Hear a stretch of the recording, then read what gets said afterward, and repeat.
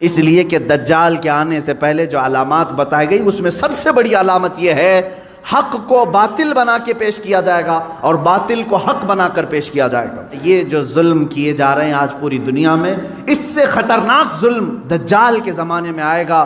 حضور پاک صلی اللہ تعالیٰ علیہ وسلم نے فرمایا آدم علیہ السلام کی پیدائش سے لے کر قیامت تک جتنے فتنے آئے ان میں اگر سب سے بڑا کوئی فتنہ ہے تو وہ دجال کا ظہور ہے۔ 1947 جو ہماری آزادی کا سال ہے، اسی کے دوسرے سال اسرائیل میں وہ جو 4000 آئے تھے اب لاکھوں کی تعداد میں جمع ہوئے، انہوں نے اعلان کر دیا کہ یہ فلسطین نہیں ہے، یہ اسرائیل ہے، یہ ہمارا ملک ہے، ہمارے باپ داداؤں کا ملک ہے۔ دجال کے آنے سے پہلے جو علامات بتائی گئی اس میں سب سے بڑی علامت یہ ہے حق کو باطل بنا کے پیش کیا جائے گا اور باطل کو حق بنا کر پیش کیا جائے گا۔ جیسے فلسطین کو بھی دیکھ لیں، فلسطین ایک چھوٹا سا ملک، یہ فرسٹ ورلڈ وار میں مسلمانوں کی آبادی پوری 4000 یہودیوں کو رہنے کے لیے شرن دیا گیا، شرن کہتے ہیں نا، پناہ دی گئی 4000 یہودیوں۔ اب یہ ان کی ہجرت شروع ہوئی 4000 سے، فلسطین جانے لگے لاکھوں کی تعداد میں پہنچ گئے۔ 1948 کے زمانے میں 1947 جو ہماری آزادی کا سال ہے، اسی کے دوسرے سال اسرائیل میں وہ جو 4000 آئے تھے اب لاکھوں کی تعداد میں جمع ہوئے، انہوں نے اعلان کر دیا کہ یہ فلسطین نہیں ہے، یہ اسرائیل ہے، یہ ہمارا ملک ہے، ہمارے باپ داداؤں کا ملک ہے، پہلے سے ہم یہیں آباد تھے۔ اب وہ دنیا کو منانے لگے، اپنی ایمبیسیاں ہر ملک میں کھولنے لگے۔ کچھ ملک اس وقت نہیں تسلیم کر رہے تھے کہ نہیں تم کنٹری نہیں ہو، تم زبردستی قبضہ کیے ہو، لیکن میڈیا نے اتنا دماغ واش کیا کہ آج عرب کی دھرتی پر بیٹھے ہوئے بادشاہ بھی یہ کہنے لگے فلسطین تھا ہی نہیں، اسرائیلی اصل ہے۔ مان لیا، یہ جادو اثر کر گئے۔ آج متحدہ عرب امارات بھی کہتا ہے کہ اسرائیل ایک کنٹری ہے، ہم اس کو تسلیم کرتے ہیں۔ سعودی نے بھی تسلیم کر لیا ہے، جارڈن تو بہت پہلے سے تسلیم کیا ہوا ہے، مصر تسلیم کیا ہے، اب سوڈان کی باری ہے۔ اس طرح سے جو اسلامک کنٹریز تھے وہ کہتے تھے فلسطین ہمارا قبلہ اول ہے، وہاں پر بیت المقدس ہے، سال ہا سال سے مسلمان آباد ہیں۔ کوئی تسلیم نہیں کرتا تھا، لیکن میڈیا کا جادو اثر کرتا رہا۔ انہوں نے ایسی فیلڈ بنائی کہ اب ہر کوئی ان کے انڈر میں آتا رہا۔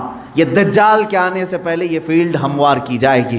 اب مسلمانوں، آپ اپنے ذہن کی خبر لو، اپنے دماغ کی خبر لو، کیا ان کی بنائی ہوئی فیلڈ پر تم بھی اپنا دین بیچ کر کے ان کی جے جے کار کرو گے یا پھر رسول پاک کے لائے ہوئے دین پر برقرار رہو گے؟ اپنے ذہن کی خبر تم خود لے لینا۔ دنیا جو دکھا رہی ہے میں اس کو ایکسیپٹ کر لوں گا۔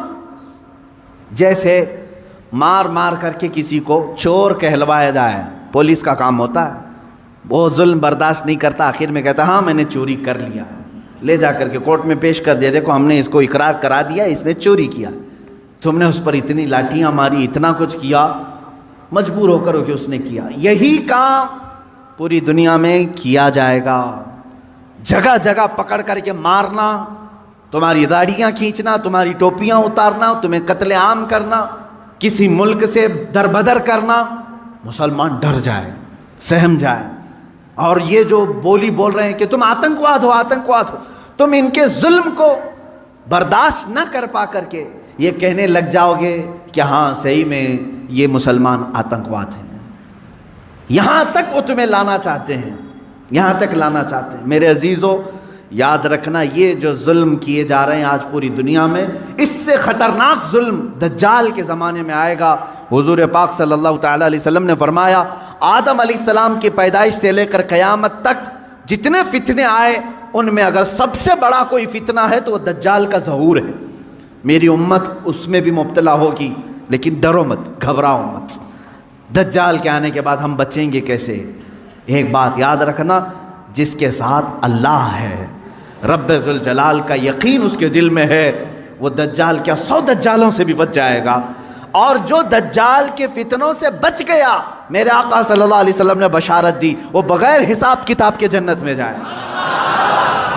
سارے فتنے تو دنیا میں اس نے جھیل لی، ساری مصیبتیں جھیل لیا ہے، اللہ رب العزت اسے انعام عطا کرے گا، آپ جنت کے حقدار ہوں گے۔ اس لیے اپنے ذہن کو، اپنی طبیعت کو ہمیشہ سنبھال کر کے رکھو، میرا دماغ اور میرا ذہن بکنے والا نہیں، اور چاہے یہ ظلم کے پہاڑ ہم پر توڑ دیں، آج ہو رہا ہے، کل ان کی باری تھی، آج ہماری باری ہے، یہ ہو سکتا ہے، آج ان کی باری ہے، کل ہماری باری ہے، یہ ہو سکتا ہے۔ ہم اگر اس ظلم کے شکار ہو گئے تو اے میرے سننے والوں، کبھی نہ گھبرانا، کبھی نہ گھبرانا۔ امت کے علماء جاتے رہے لیکن اسلام پھلتا پھولتا ہی رہا۔ آج اگر ہمارے خون کی اسے ضرورت ہے تو ہم اپنے خون سے اس کی سچائی کریں گے، اس لیے کہ ہم یزیدی نہیں، ہم حسینی کردار رکھتے ہیں۔ ضرورت پڑے تو اسلام کے لیے اپنے خون سے آبیاری کی جائے گی اور دین اسلام کی حفاظت کی جائے گی۔ آپ سب اپنے اختلافات کو ختم کرو، ان دجالی نظاموں پر آپ یقین کبھی مت رکھنا۔ گھر میں جاتے ہی ٹی وی آن کرنا، اس نیوز کو دیکھتے ہیں، اس نیوز کو دیکھتے ہیں، اور پھر اس کو کہیں آمنا صدقنا، ہم ایمان لایا، ہم تصدیق کرتے ہیں۔ نہ، آج کے زمانے میں جس نے اس طرح کا یقین کیا، میں سمجھتا ہوں اس نے بہت بڑی گمراہی خرید لی ہے، بہت بڑی گمراہی۔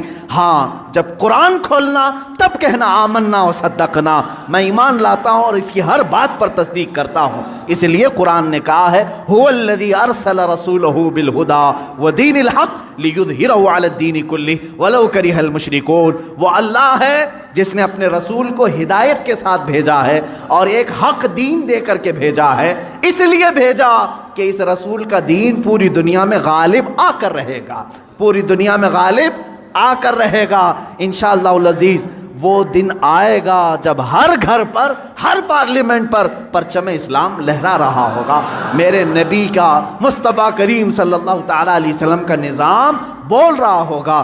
اللہ رب العزت سے ہم یہ دعا کرتے ہیں کہ مولا اگر ہماری قسمت میں وہ دن لکھے ہوں تو ضرور ہمیں ان دنوں تک زندہ رکھ اور ہماری عمر کو اتنی طویل کر کہ ہم کائنات عالم میں پرچم اسلام کو لہراتے ہوئے دیکھ سکیں، ہمارے دلوں کو سکون ہو سکے۔ اے قدیر و جبار خدا، اگر ہم غریبوں کے حصے میں کوئی چیز تو لکھنا رکھا ہے تو بس تیری ذات سے یہ امید رکھتے ہیں، تیرے فضل سے یہ یقین رکھتے ہیں کہ ہمیں امام مہدی کی فوج میں شامل فرما دے، ان کی خلافت میں ہم سب کو شامل فرما دے۔